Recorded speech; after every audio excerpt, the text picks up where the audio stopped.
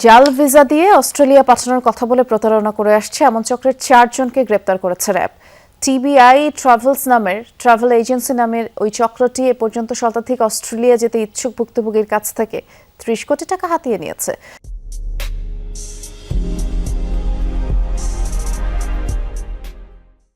সকালে মিরপুর 1-এ র্যাব 4-এর অধিনায়ক প্রেস ব্রিফিংয়ে এমন তথ্য জানিয়ে বলেছেন, চক্রটি অস্ট্রেলিয়া চাকরির ভুয়া অফার দিয়ে প্রতারণা করে আসছিল। জনপ্রতি 20 লাখ টাকা নিত। টাকা নেবার পর জাল ভিসা টিকিট দিত, তারপর পুরো অফিস সেট আপ নিয়ে একেবারে উধাও হয়ে যেত। ভুয়া ট্রাভেল এজেন্সির ম্যানেজার সহ 4 জনকে র্যাব রাজধানীর কাওলা ও যাত্রাবাড়ি থেকে গ্রেফতার করেছে। বাকি সদস্যদের গ্রেফতারে অভিযান চলছে।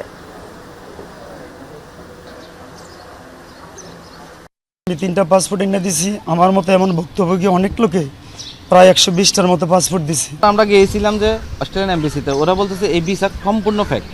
তখন থেকে ওদের মোবাইল সব কিছু বন্ধ, যোগাযোগ আমাদের সাথে বন্ধ করে দেয় আসামি। তাদের মামলা দায়েরের ভিত্তিতে আমরা অভিযুক্ত 4 জনকে গ্রেফতার করতে সক্ষম হই।